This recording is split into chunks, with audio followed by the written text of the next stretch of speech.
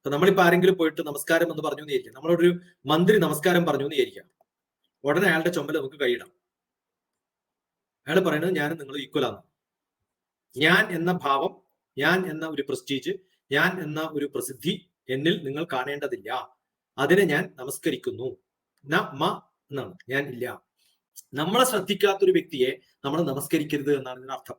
അദ്ദേഹത്തിന്റെ ശ്രദ്ധ നമ്മളിൽ ഉണ്ടാവുമ്പോൾ മാത്രമേ പാടുള്ളൂ. ഏറ്റവും കൂടുതൽ നമസ്കാരം ചെയ്യുന്നവർ ഹിന്ദുക്കളൊന്നും അല്ല. 6 നേരം നിസ്കരിക്കുക എന്നുള്ള വാക്ക് നമസ്കാരത്തിന്റെ വേറൊരു വാക്കാണ് നിസ്കാരം. അപ്പൊ ആ നിസ്കാരം ചെയ്യുന്നവർ കൃത്യമായിട്ട് ചെയ്യുന്നുണ്ട് എന്നുള്ളതാണ്. അത് നമ്മൾ ചെയ്യുന്നില്ല, ചെയ്യുന്നവരുണ്ട്. ആ നിസ്കാരത്തിന് കൃത്യമായിട്ട് എവിടെയൊക്കെ, എപ്പോഴൊക്കെ, എങ്ങനെയൊക്കെ, ആരൊക്കെ, ഏത് സമയത്തൊക്കെ ചെയ്യണമെന്ന് കൃത്യമായിട്ട് പറഞ്ഞത് അതുപോലെ ചെയ്യുന്ന അവരെ കണ്ടു പഠിക്കണം.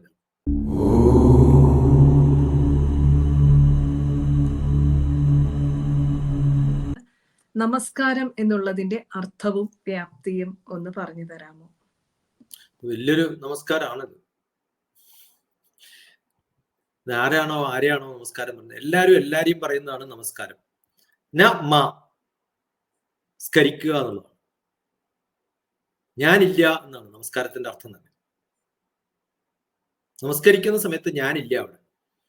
ഞാൻ ആരെയാണോ നമസ്കരിക്കുന്നത് അയാളുടെ മുമ്പിൽ ഞാൻ ആരുമല്ല എന്നുള്ളതാണ് അതിന്റെ അർത്ഥം.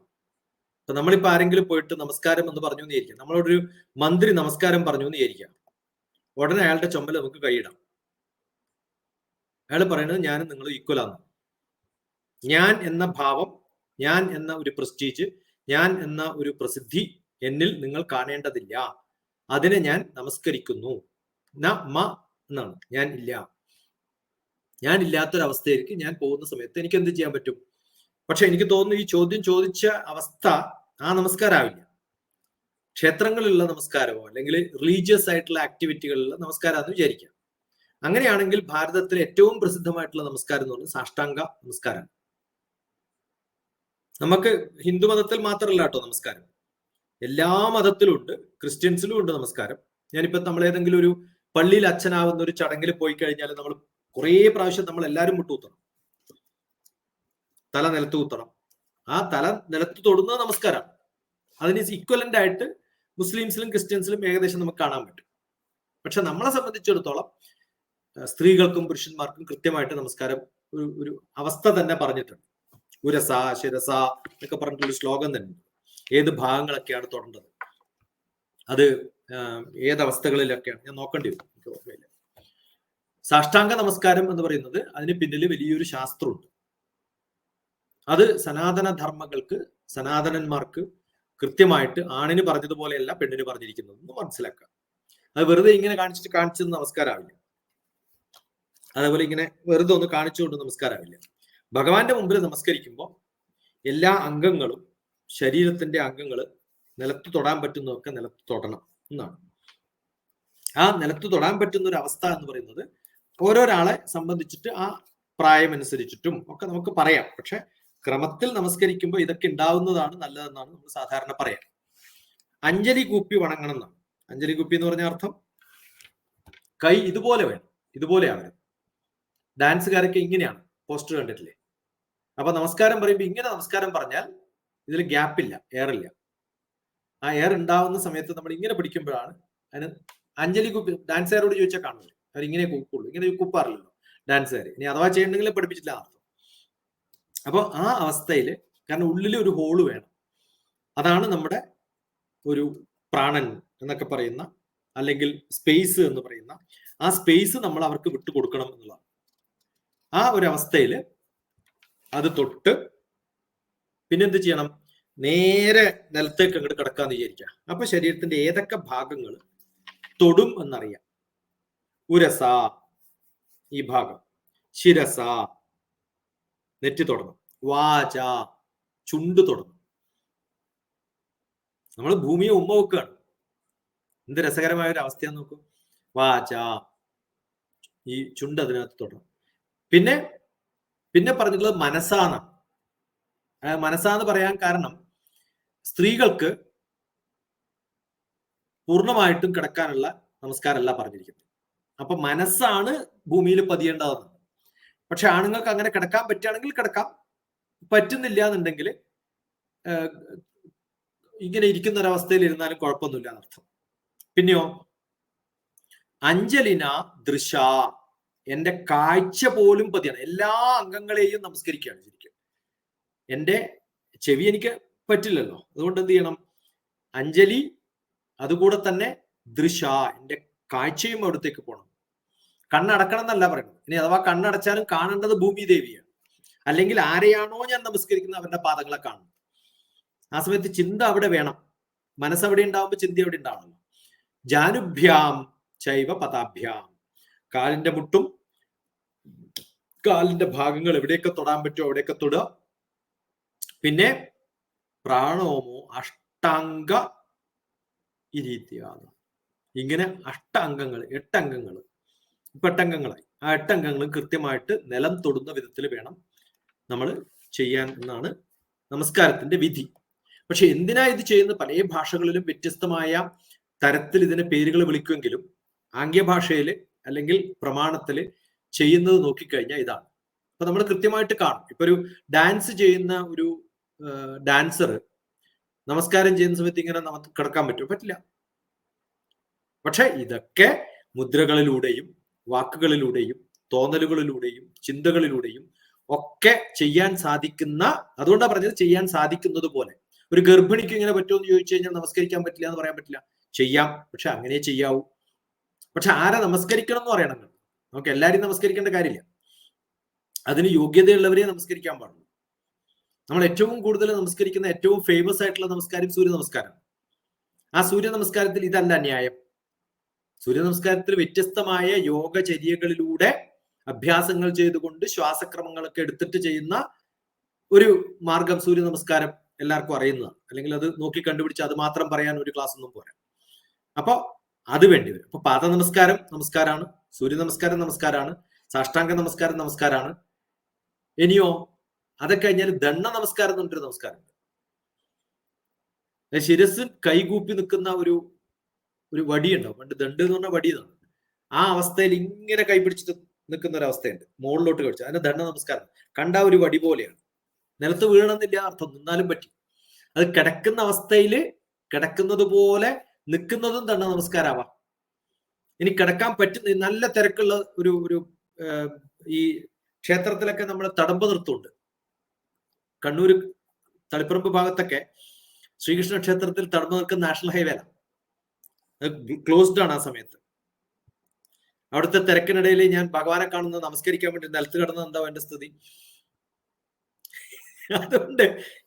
അതുകൊണ്ടാണ് പറഞ്ഞത് എവിടെ ചെയ്യണം എന്നർത്ഥം. പാദ നമസ്കാരം എന്നാണ് നമ്മൾ സാധാരണ ക്ഷേത്ര ദർശനങ്ങളിൽ മുട്ടുകുത്തിയിട്ട് ഒരു വജ്രാസനം പോസ്റ്ററിലൊക്കെ എത്തിയിട്ട് ചെയ്യാൻ പറ്റുന്ന, നെറ്റി മാത്രം തറയിൽ മുട്ടിയാലും മതി. കാരണം ചിലപ്പോൾ തീരെ ശുദ്ധമല്ലാത്ത സ്ഥലമാണ്, ഞാൻ നല്ല ഡ്രസ്സൊക്കെ ഇട്ടിട്ട് മാരേജിന് പോവാണ്, ഇതേപോലെ അങ്ങോട്ട് കിടക്കേണ്ട കാര്യമൊന്നുമില്ല. എന്നിട്ട് ആ ഡ്രസ്സ് മോശമായിട്ട് എന്ത് ഭക്തിയാണെന്ന് കാണിക്കാൻ വേണ്ടി അതിന്റെ ആവശ്യമൊന്നുമില്ല. ഇതിലൊക്കെ നമ്മുടെ മനസ്സാണ് പ്രാധാന്യം. അതുകൊണ്ട് മുട്ടുകുത്തുന്നത് മുട്ടിന് ഡ്രസ്സ് ഇല്ലെങ്കിൽ മതി. മുട്ടിന് താഴെ ഡ്രസ്സുള്ള ഒരാൾ മുട്ടുകുത്തി നിൽക്കേണ്ട കാര്യമൊന്നുമില്ല. അപ്പൊ നമ്മൾ വളരെ പ്രാക്ടിക്കലാണ്. അതുകൊണ്ടാണ് നമ്മളെ സംബന്ധിച്ചിടത്തോളം ഇതൊക്കെ കൃത്യമായിട്ട് ഏത് എവിടെ എങ്ങനെ എപ്പോ ആര് ചെയ്യുന്നു എന്ന് പറഞ്ഞിട്ട് ആ വാക്കിന്റെ അർത്ഥം മനസ്സിലാക്കുക, നമസ്കാരത്തിന്റെ ഗുണങ്ങൾ എന്താണെന്ന് മനസ്സിലാക്കുക. അതിന്റെ ഇപ്പൊ നമ്മൾ കുറെ പ്രാവശ്യം 108 പ്രാവശ്യം ഇങ്ങനെ നിലത്ത് വീണ് കടന്നിട്ട് പിന്നെയും ചെയ്യാന്ന് വിചാരിക്കും. അത് കഴിഞ്ഞിട്ട് നമ്മൾ ശരീരം ശുദ്ധാക്കാൻ പോവുകയാണെങ്കിൽ ഏറ്റവും നല്ല എക്സർസൈസ് ചിലപ്പോൾ അതായിരിക്കും. ഏറ്റവും കൂടുതൽ നല്ലത് വെച്ചാൽ ഏത്തമടലാണ്. അത് കഴിഞ്ഞിട്ടുള്ള ഏറ്റവും നല്ല നമസ്കാരം എന്ന് പറയുന്നത് അത്രയും പ്രാവശ്യം വീഴ, അത് കഴിഞ്ഞിട്ട് എഴുന്നേക്കാം, വീഴ കഴിഞ്ഞിട്ട് ഈ പുഷപ്പും പുള്ളപ്പൊക്കെ എടുക്കാറില്ലേ പണ്ട്? ഇല്ലേ, ആ പുഷപ്പും പുള്ളപ്പിന്റെ ഒരു വേറൊരു ഭാവമാണ് ഇത്. കാരണം എഴുന്നേക്കുമ്പോൾ കൈകുത്തിയിട്ട് തന്നെ എഴുന്നേക്കണേ. അത് എത്രത്തോളം ചെയ്യാൻ പറ്റുമോ അത്രത്തോളം. ഇതിന് അപ്പൊ ഫിസിക്കലായിട്ടുള്ള ഗുണമുണ്ട്, ആധ്യാത്മികമായിട്ടുള്ള ഗുണം നല്ലപോലെ ഉണ്ട്. കാരണം നമ്മൾ ശരണാഗതിയാണ്. എന്റെ ബുദ്ധിയും എന്റെ ശിരസും എന്റെ കയ്യും അങ്ങയുടെ കാലിലാണ് എന്നാണ് പാദ നമസ്കാരത്തിന്റെ അർത്ഥം. അപ്പൊ പാദ നമസ്കാരം എന്ന് പറയുന്ന സമയത്ത് അദ്ദേഹത്തെ ഫോളോ ചെയ്യാൻ നമുക്കൊരു ഗുണമുണ്ട്. ഞാൻ 4 ആളെ ഫോളോ ചെയ്താൽ കുടുങ്ങി, എവിടെ എത്താണ്ടാവും. അപ്പൊ അതുകൊണ്ട് പാദ നമസ്കാരം എന്നൊക്കെ പറയുമ്പോൾ ആ വാക്കുകൾക്ക് കുറെ അർത്ഥം ഉണ്ടെന്ന് മനസ്സിലാവും. പിന്നെ എന്റെ അഹംഭാവം ഉണ്ടല്ലോ, എനിക്കറിയാം എന്നുള്ളത് നമസ്കരിച്ചുകൊണ്ട് ഞാൻ ഇല്ലാണ്ടാക്കുകയാണ്. ഈഷിത്വം ച വശിത്വം ച എന്ന് പറയുന്ന ഒരു അവസ്ഥയുണ്ടല്ലോ. വിവേകാനന്ദ സ്വാമികള് ശ്രീരാമ പരമഹംസരെ കാണുന്ന സമയത്ത് നേരെ കാലിലേക്കോട് വീഴുകയാണ്. അപ്പൊ എന്റെ നമസ്കാരം അങ്ങയ്ക്ക് എന്ന് പറയുന്ന സമയത്ത് അങ്ങനെ ഒരു അർത്ഥമുണ്ട്. അതുകൊണ്ട് താത്വികമായിട്ടുള്ള അർത്ഥമുണ്ട്. അപ്പൊ ഇത് ഭഗവാന്റെ അടുത്ത് എത്തുമ്പോൾ നമ്മൾ ചെയ്യുന്നത് കൃത്യമായിട്ട് മനസ്സിലാക്കാണ്. ഇനിയിപ്പോ ഞാൻ പാന്റും ഷർട്ടൊക്കെ ഇട്ടിട്ട് എവിടെയെങ്കിലും ഇന്റർവ്യൂവിന് പോവാണ്, അമ്പലത്തിന്റെ അടുത്ത് എത്തി, നമസ്കരിക്കണമെന്നേ ഇല്ല, ആ സ്റ്റെപ്പ് തൊട്ടാലും മതി. ആ സ്റ്റെപ്പ് എന്ന് പറയുന്നത് കാല് വെക്കുന്ന സ്ഥലമാണ്. ആ കാല് വെക്കുന്ന സ്ഥലത്ത് ഞാൻ തൊടുമ്പോ അത് പ്രവേശിക്കുന്ന സമയത്തും ആവാം. ക്ഷേത്രത്തിൽ പ്രവേശിക്കുമ്പോൾ ആ പടികൾ തൊടുന്നത് തന്നെ ഒരു നമസ്കാരമാണ്. പിന്നെ ചില സ്ഥലങ്ങളൊക്കെ നമസ്കാരത്തിലുള്ള പീഠവും മണ്ഡപവും ഒക്കെ ഉണ്ട്. നമസ്കാര മണ്ഡപം തന്നെയുണ്ട്. അത് വളരെ ക്ലീൻ ആയിട്ട് സൂക്ഷിച്ചു വെച്ചിട്ടുള്ള സ്ഥലമായിരിക്കും. അതിന് യോഗ്യതയുള്ളവർക്ക് അത് ഉപയോഗിക്കാൻ പറ്റും. എല്ലാവർക്കും അവിടെ കയറിയിട്ട് ചെയ്യാൻ പറ്റുമോ എന്ന് വെച്ചാൽ പറ്റില്ല. അപ്പൊ ഈ നമസ്കാരം എന്ന് പറയുന്നത്, നമ്മൾ ഇങ്ങനെ നമസ്കാരം പറയുന്നത് പണ്ട് പലപ്പോഴും നമ്മൾ ഷെയ്ക്ക് ഹാൻഡ് കൊടുക്കാത്തൊരു കാലം ഉണ്ടായിരുന്നല്ലോ. ആ കാലങ്ങളിൽ നിന്ന് ഈ നമസ്കാരം പറയുന്ന ഒരു അവസ്ഥയിലേക്ക് ഹസ്തദാനത്തിന്റെ സല്യൂട്ടേഷന്റെ ഒരു ഭാഗമായിട്ട്, അത് ഇങ്ങനെയല്ല വേണ്ടത്, എന്നാ വരാട്ടോ എന്ന് പറയുന്ന ഒരു അവസ്ഥയാണ് ഇങ്ങനെ. ഇന്ന് ചെയ്യുന്ന സമയത്ത് I am recognising you, I am holding you inside my, ഈ ഹോളിലേക്ക് ഐ ആം ഹോൾഡിങ് യു. കാരണം കൈയാണല്ലോ എല്ലാരെയും സംരക്ഷിക്കുന്ന ഭാഗം. എന്റെ ശരീരമാണ് ഈ കൈ എന്ന് ഞാൻ പണ്ട് പറഞ്ഞു, തലയും കാലും ഒക്കെ. അപ്പൊ ഇതിനകത്ത് രണ്ടും കൂടി ചേർക്കുന്ന സമയത്ത് I am holding you inside me, I am allowing you to enter inside me എന്ന് പറയാണ്. ആ പറയുന്ന സമയത്ത് വലിയ അർത്ഥമുണ്ട്. അത് കൃത്യമായിട്ട് മനസ്സിലാക്കണം. അപ്പൊ കായികമായിട്ടുള്ള കാര്യം പറഞ്ഞു. പിന്നെന്താ പറഞ്ഞത്? ദൃഷ്ടി എന്നുള്ള വാക്ക് പറഞ്ഞു, വാചികം എന്നുള്ള വാക്ക് പറഞ്ഞു, ശിരസ് പറഞ്ഞു, നെഞ്ചു പറഞ്ഞു. ഇതൊക്കെ സമർപ്പിക്കുന്നതാണ്. ആ സമർപ്പിക്കുന്നത് ഞാൻ വീണാലേ സമർപ്പിക്കാൻ പറ്റുള്ളൂ എന്നുള്ളത് വേണ്ടാന്നർത്ഥം. ഞാൻ ഇങ്ങനെ തൊഴുന്ന സമയത്തും ഈ സമർപ്പണത്തോടു കൂടി വേണം നമ്മൾ കാണാൻ എന്നർത്ഥം. നമ്മുടെ മനസ്സിലാണ് സാഷ്ടാംഗ നമസ്കാരം വേണ്ടത്. എനിക്ക് വയ്യാത്തൊരാള് അങ്ങനെ കടന്നു വീണിട്ട് വേറൊരാൾ പൊക്കേണ്ട ആവശ്യമൊന്നും വരേണ്ട കാര്യമില്ല. അങ്ങനെയൊക്കെ ചിലർ ചെയ്യുന്ന കാണുമ്പോഴാണ് സങ്കടം വരിക. അതിൻ്റെ ഒന്നും ആവശ്യമില്ല. ആ തോന്നലുണ്ടായാൽ ഒരു പ്രാവശ്യം ഞാൻ ഗുരുവിനെ നമസ്കരിച്ചാൽ രണ്ടാമത് ചെയ്യേണ്ട കാര്യമില്ല എന്ന് പറയാം. അത് എനിക്ക് ഉറപ്പില്ലാത്തതുകൊണ്ടാണ് ഇടയ്ക്കിടയ്ക്കേ ഓർമ്മിപ്പിക്കുന്നത്. ഞാൻ ഒരു പ്രാവശ്യം ഞാൻ അങ്ങയുടെ കാലിൽ നമസ്കരിക്കുന്നു, ഞാൻ അങ്ങ് പറയുന്നത് ഞാൻ കേൾക്കുന്നു എന്ന് പറയുമ്പോൾ എല്ലാ പ്രാവശ്യവും അങ്ങനെ ചെയ്യുന്നു എന്ന് പറയാറുണ്ട്.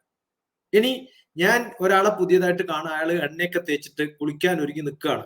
അത് ഗുരു ആയിക്കോട്ടെ മഹാരാജാവായിക്കോട്ടെ, അയാളുടെ കാലിൽ വീഴരുത് എന്നാണ്. കാരണം അയാൾ കുളിച്ചിട്ടില്ല നമുക്ക് മനസ്സിലായി. ശുദ്ധമില്ലാത്ത ഒരാളെ നമ്മൾ നമസ്കരിക്കാൻ പോകരുത് എന്ന്.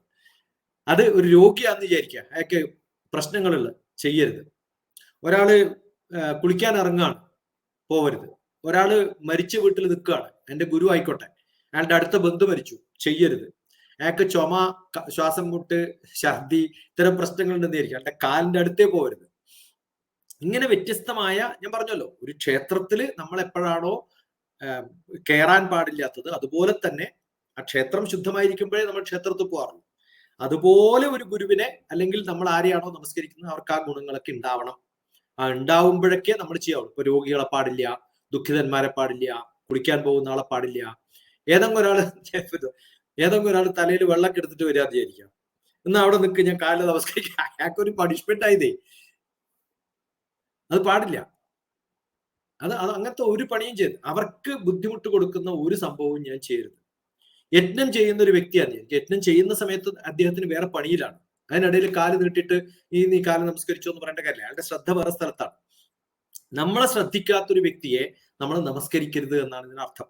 അദ്ദേഹത്തിന്റെ ശ്രദ്ധ നമ്മളിൽ ഉണ്ടാവുമ്പോൾ മാത്രമേ പാടുള്ളൂ. ഞാൻ പറഞ്ഞല്ലോ, കുട്ടികൾക്കും സ്ത്രീകൾക്കും വയസ്സന്മാർക്കും പറ്റാത്തവർക്കും പറ്റുന്നവർക്കും രോഗികൾക്കും ഇതിനൊക്കെ ഓരോന്നിനും വ്യത്യസ്തമായിട്ടുള്ള, ഓരോ സ്ഥലത്ത് ഓരോ സമയത്ത് ദിശകൾ നോക്കിയിട്ടാണ് നമസ്കരിക്കുക. തെക്ക് വേണോ, വടക്ക് വേണോ, കിഴക്ക് വേണോ, പടിഞ്ഞാറ് വേണോ. ശ്രാദ്ധകർമ്മങ്ങൾക്കൊക്കെ നേരെ ഓപ്പോസിറ്റ് ആണ് പലപ്പോഴും. തെക്കോട്ടാണ് നമസ്കരിക്കുക, ചിലപ്പോൾ വടക്കാണ് ഗുരുവിന്റെ സ്ഥാനം, അപ്പൊ വടക്കാണ്. പക്ഷെ ശ്രാദ്ധകർമ്മങ്ങൾ ചെയ്യുന്ന സമയത്ത് നേരെ ആണ്. ഒരാൾ ഉറങ്ങിക്കിടക്കാന്ന് വിചാരിക്കുക, എന്റെ ഗുരു, നമസ്കരിക്കുന്നതിന് കുഴപ്പമൊന്നുമില്ല. അദ്ദേഹം അറിയണമെന്നില്ല, നമ്മളെ അറിയണ്ടു. അദ്ദേഹത്തിന് ബുദ്ധിമുട്ടുണ്ടാക്കാണ്ട് ഉണർത്താണ്ടിരുന്നാൽ മതി. അപ്പൊ ഇത് വളരെ രസകരമാണ്. ഈ നമസ്കാരത്തിന്റെ ചടങ്ങുകൾ പറയുമ്പോൾ ഞാൻ കുറെ ചോദ്യം ചോദിച്ച് പഠിച്ചിട്ടുള്ളതാണ്. അപ്പൊ ആ സമയത്ത് എഴുതുന്ന ശ്ലോകമാണ് ഞാനിപ്പോ തുറന്നു വെച്ചിരിക്കുന്നത്. അപ്പൊ അത് കേട്ടിട്ട് ഞാൻ അത് എഴുതിയെടുത്തിട്ടൊക്കെയാണ് ഞാനത് പഠിച്ചത്, ഓരോ സംഭവങ്ങളും. ഇനിയും നമുക്ക് മാത്രമല്ല എന്ന് ഞാൻ പറഞ്ഞല്ലോ, ഏറ്റവും കൂടുതൽ നമസ്കാരം ചെയ്യുന്നവർ ഹിന്ദുക്കളൊന്നും അല്ല.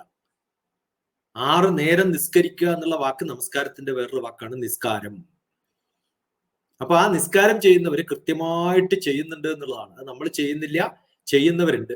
ആ നിസ്കാരത്തിന് കൃത്യമായിട്ട് എവിടെയൊക്കെ, എപ്പോഴൊക്കെ, എങ്ങനെയൊക്കെ, ആരൊക്കെ, ഏത് സമയത്തൊക്കെ ചെയ്യണമെന്ന് കൃത്യമായിട്ട് പറഞ്ഞത് അതുപോലെ ചെയ്യുന്ന അവരെ കണ്ടു പഠിക്കണം എന്നാ ഞാൻ പറയാം.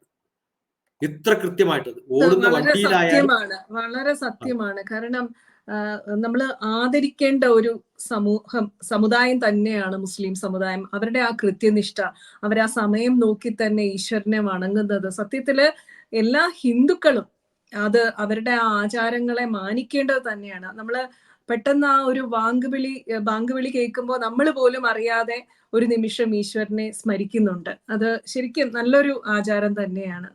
ഞാൻ ദുബായിലൊക്കെ ഉള്ളപ്പോ ബാങ്ക് വിളി വരുന്ന സമയത്ത് ഒരിങ്ങനെ ക്രൗഡ് പോകുന്നത് കാണും. എനിക്ക് തോന്നി, പലപ്പോഴും എനിക്ക് തോന്നിയിട്ടുണ്ട് ഡ്രോൺ കൊണ്ട് എടുത്തു കഴിഞ്ഞാല് എന്ത് ഓട്ടം എനിക്ക് അറിയാം അതിനകത്ത് കയറാൻ വേണ്ടിട്ട്. അപ്പൊ നിസ്കാരത്തിന് സ്ഥലം ഉണ്ടോ എന്ന് ചോദിച്ചു കഴിഞ്ഞാൽ ട്രെയിനിൽ യാത്ര ചെയ്യുമ്പോൾ ട്രെയിനിന്റെ ഡയറക്ഷൻ കൃത്യമായി നോക്കിയിട്ട് ആ ഭാഗത്തേക്ക് നോക്കിയിട്ട് ഗാർഡനിലും പാർക്കിലും ഒക്കെ കണ്ടിട്ടുണ്ട്. എവിടെയാണോ ആ സമയത്ത് ഒരു ശുദ്ധമായിട്ടുള്ള സ്ഥലമാണെന്ന് മാത്രമേ ഉള്ളൂ. ശുദ്ധമായിട്ടുള്ള സ്ഥലം എവിടെ കണ്ടാലും അത് കൃത്യമായിട്ട് അത് വ്രതം നോക്കുന്ന സമയത്താണ് കുറച്ചും കൂടി നല്ലോണം ഉണ്ടാവും. ആ എല്ലാവരും കൂടി ചേർന്നിട്ട് ഒരു നമസ്കാരം ചെയ്യുന്ന ഒരു അവസ്ഥ നമ്മുടെ ക്ഷേത്രങ്ങളിലൊക്കെ കാണുകയാണെങ്കിൽ എനിക്ക് തോന്നുന്നു അതാണ് നമ്മൾ പഠിക്കേണ്ടുന്ന, അത് എത്രയും ശുദ്ധമായിട്ടുള്ള, അതിന് അപാര ശക്തിയുണ്ട് അല്ലേ എല്ലാവരും കൂടെ കുറെ ആൾക്കാരുടെ എനർജി ഒരേ ലൈനിലേക്ക്. നമ്മളിപ്പോ ഇലക്ട്രിസിറ്റി പറയുന്ന സമയത്ത് ഇലക്ട്രിസിറ്റി ലൈൻ പറയുമല്ലോ, എന്റെ ചിന്തകളൊക്കെ നമ്മൾ ഒരേ സ്ഥലത്തേക്ക് പോകുന്ന സമയത്ത് ആ ഒരു ലൈൻ ഉണ്ടാക്കിയെടുത്തിട്ട് ഒരു മാഗ്നറ്റിക് ലൈൻ പോകുന്നത് പോലെ നമ്മുടെ നോർത്ത് പോളും നമ്മുടെ സൗത്ത് പോളും ഒരു അലൈൻഡ് ആവുന്ന സമയത്ത് കുറച്ച് സമയമെങ്കിലും നമുക്ക് എങ്ങനെ വെക്കാൻ പറ്റുകയാണെങ്കിൽ, ഖുറാനിലെ ഓരോ സൂക്തങ്ങളും ഓരോ തരത്തിലുള്ള നിസ്കാരങ്ങൾക്ക് വ്യത്യസ്തമായിട്ടുള്ള സൂക്തങ്ങൾ പറഞ്ഞിട്ടുണ്ട്. ആ സൂക്തങ്ങളൊക്കെ ചൊല്ലിക്കൊണ്ട് അവർ ചെയ്യുന്നത് കാണുന്ന സമയത്ത് ഞാനൊക്കെ ചെയ്തിട്ടുണ്ട്. പറഞ്ഞാൽ ഞാൻ പലയിടത്തും പോയിട്ടുണ്ട്. എത്രയോ മോസ്കുകളിൽ ഞാൻ പോയിട്ടുണ്ട്. നമ്മൾ ഏതെങ്കിലും സ്ഥലങ്ങളിലൊക്കെ പോകുന്ന സമയത്ത് അത് പഠിച്ചു, അത് ശ്രദ്ധിച്ചു, അതനുസരിച്ചു, അത് കേട്ടു. അല്ലാഹു അക്ബർ ലാ ഇലാഹ ഇല്ലല്ലാഹ് മുഹമ്മദ് റസൂലുള്ളാഹി എന്ന് ചൊല്ലുന്ന സമയത്ത് സ്ഥിരമായിട്ട് കേട്ടിട്ടുള്ളതാണ്. അത് എനിക്ക് തോന്നുന്നു ആ ഒരു മുസ്ലിങ്ങളുടെ ആ പ്രാർത്ഥന എവിടെ കേട്ടാലും നമ്മൾ ഒരു നിമിഷം ഈശ്വരനെ, ഏതൊരു ഹിന്ദു ആയിക്കോട്ടെ ആരായിക്കോട്ടെ, നമ്മൾ സ്മരിച്ചു പോകും. കാരണം അവർ ആ കൃത്യതയോട് കൂടിയിട്ട് ഒരുമിച്ച് ചെയ്യുന്ന ഒരു കർമ്മമാണ്. ഇത് പറയുമ്പം എൻ്റെ ഒരു അനുഭവം ഓർക്കുകയാണ്. ഞങ്ങള് UAE ഉണ്ടായിരുന്ന ഒരു കാലത്ത് ഒരു ദിവസം പേപ്പറിലും എല്ലാം വാർത്ത വന്നു, മഴയില്ല, മഴയ്ക്ക് വേണ്ടി പ്രാർത്ഥിക്കാൻ 1/2 ദിവസത്തെ അവധി. അപ്പൊ കുറച്ച് മലയാളികൾ പുച്ഛിക്കുകയാണ്. സത്യത്തിലെ വളരെ ദയനീയമായിട്ട് തോന്നി. കാരണം പുച്ഛിക്കുകയാണ്, അങ്ങനെ ഒരു അവധിയോ? പക്ഷെ അത്ഭുതം എന്ന് പറയട്ടെ, ഉച്ചയ്ക്ക് ശേഷം നമ്മൾ അന്ന് കൊടും വേനലാണ്, ആ ഒരു സമയത്ത് പുറത്തിറങ്ങുമ്പം കാറിന് മുകളിൽ ഹെയിൽ സ്റ്റോം, ആലിപ്പഴം വീഴുകയാണ്. അപ്പൊ ആ കൂട്ടപ്രാർത്ഥനയുടെ ശക്തി ഞാൻ ഇത് പറയുമ്പോൾ ഓർത്തു പോവുകയാണ് ശരിക്കും. നമ്മൾ മനസ്സ് ഉണ്ടാവണം ഭൂമിയിൽ എന്ന് പറയുന്നുണ്ടല്ലോ, അതുപോലെ ശിരസ് വേണം, ബുദ്ധി വേണം, എന്റെ ചിന്തകൾ വേണം, എന്റെ കണ്ണ് വേണം, ദൃഷ്ടി വേണം. ഈ മുസ്ലിംസ് പറയുന്ന സമയത്ത് ഇടത്തോട്ട് തിരിയും വലത്തോട്ട് തിരിയും കണ്ടില്ലേ? അത് ആ ചുറ്റും 360 ഡിഗ്രി നോക്കുന്നതിനൊരു സാമ്യമായിട്ട് ഇതിൽ കുറെ സിമിലാരിറ്റി കാണാൻ പറ്റും. ഞാൻ അത് പഠിച്ചിട്ടുണ്ടോ? അപ്പൊ ആ ഒരു അള്ളാഹുവിന്റെ മുമ്പില് ദൈവത്തിന്റെ ഏകത്വത്തില് നബിയുടെ വാചകങ്ങൾ കേട്ടിട്ട് അതുപോലെ ഒരു തിരുനാമമായിട്ട് ഇവര് ഒരു വിശ്വാസ പ്രമാണങ്ങളുടെ ഭാഗമായിട്ട് ഇന്നും ചെയ്യുന്നത് കാണുമ്പോൾ ലോകത്തിന്റെ എവിടെയുള്ളവർക്കും ഇത് കൃത്യമായിട്ട് അതുപോലെ നമ്മുടെ സഹസ്രനാമം പോലെ തന്നെ അവർക്ക് അവരുടെ ദൈവത്തിന്റെ 99 നാമങ്ങളുണ്ട്. യാ അല്ലാഹു, യാ റഹ്മാൻ, യാ റഹീം എന്ന് പറഞ്ഞിട്ട് അത് അങ്ങനെയുള്ള നാമങ്ങളുണ്ട്. നമ്മളുടെ ഒക്കെ തുല്യമാണ് എല്ലാവരുടെയും പക്ഷെ അനുകരിക്കേണ്ട ഒരുപാട് കാര്യങ്ങൾ അവരുടെ ത്രികാല പൂജ എന്ന് പറയുന്ന പോലെ അവർക്ക് 5 നമസ്കാരങ്ങളുണ്ട്. തീർച്ചയായിട്ടും അത് രാവിലെ പ്രഭാതത്തിലുണ്ട്, ഉച്ച സമയത്തുണ്ട്, വൈകുന്നേരമുണ്ട്, സൂര്യാസ്തമന സമയത്തുണ്ട്, പിന്നെ രാത്രി സമയത്തുണ്ട്. ഈ 5 നിസ്കാരങ്ങൾ കൃത്യമായിട്ട് ചെയ്യാത്ത ഒരാളും ഉണ്ടാവില്ല. അത് സ്ത്രീകൾ വീട്ടിലിരുന്നിട്ടാണ് ചെയ്യുക, ബാക്കിയുള്ളവര് പുറത്തിരുന്നിട്ടാണ് ചെയ്യുക എന്നുള്ള വ്യത്യാസം മാത്രമേ ഉണ്ടാവും. ആ 5 നമസ്കാരങ്ങൾ അനുഷ്ഠിക്കുന്ന ആ സമയം കൃത്യമായിട്ട് ഡിഫൈൻ ചെയ്തിട്ടുണ്ട്. എല്ലാവരും ആ സമയം അറിയാൻ വേണ്ടിയിട്ടാണ് പള്ളിയിൽ നിന്നുള്ള ഒരു അനൗൺസ്മെന്റ് പോലെയാണ് ഇത് വരുന്നത്. അപ്പൊ ഓരോ ആവശ്യങ്ങൾക്കും വ്യത്യാസമുണ്ട്. അതിന്റെ തയ്യാറെടുപ്പ് വ്യത്യസ്തമാണ്, നമസ്കാരങ്ങളുടെ തരം വ്യത്യസ്തമാണ്, സ്പെസിഫിക് ആയിട്ടുള്ള ഡ്രസ് ഉണ്ട്. ഇതൊക്കെ എന്ത് രസകരമായിട്ടുള്ള ഒരു ആചാരം എന്ന് ആലോചിച്ച് നോക്കാം. അത് ഉണ്ടാക്കിയെടുക്കുന്നത് നമ്മൾ ചിലപ്പം ശബരിമലക്ക് പോകുമ്പോഴോ അല്ലെങ്കിൽ എവിടെയെങ്കിലൊക്കെ കൃത്യമായിട്ട് പോകുമ്പോൾ മാത്രമേ അത്തരം ഡ്രസ്സുകളുണ്ട്. അതല്ല, ഓരോ സമയത്ത് ശബരിമലക്ക് പോകുമ്പോൾ നമ്മൾ ഭഗവാനെ കുറിച്ച് ആലോചിക്കുമ്പോൾ ഈ ഡ്രസ്സ് വേണമെന്ന് പറയുന്നത് പോലെ തന്നെയാണ് ഓരോ നമസ്കാരം ചെയ്യുമ്പോഴും വളരെ കളർഫുൾ ആയിട്ടും ട്രൗസർ ഇട്ടിട്ടും അതല്ല ചെയ്യേണ്ടത്. അതിനൊരു ഡ്രസ് കോഡ് ഉണ്ടാകും. അത് പലപ്പോഴും നമ്മൾ നമുക്ക് നഷ്ടപ്പെട്ടു പോയിട്ടുള്ളതാവാം എന്നാണ് തോന്നുന്നത്. ആ നഷ്ടപ്പെട്ടു പോയിട്ടുള്ളത് ഞാൻ വളരെ ചുരുക്കം പേരിൽ ആഴ്വഞ്ചേരി തമ്പ്രാക്കൾ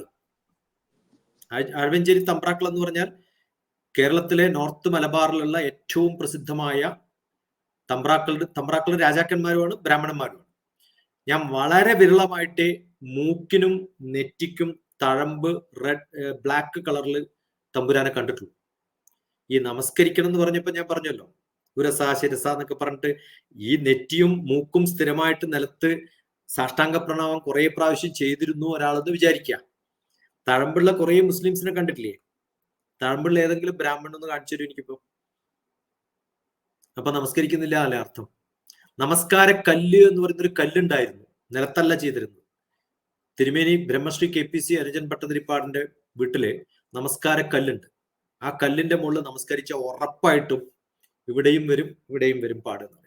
ഇവിടെ നിന്ന് വരുന്നത് ഇപ്പൊ ചിലപ്പോ കണ്ടുവന്നില്ല, അത് കാണും, കൃത്യമായിട്ട് കാണും. അത് ആ തരത്തില് ഇവർക്ക് കുറെ നമസ്കാരങ്ങളുണ്ട് കേട്ടോ. സുന്നത്ത് നമസ്കാരം എന്ന് പറഞ്ഞിട്ട് നമസ്കാരമുണ്ട്. ഓരോ പേരുകൾ വ്യത്യാസമുണ്ട്. എനിക്കൊന്നും പേരുകളൊന്നും എനിക്ക് ഓർമ്മയില്ല.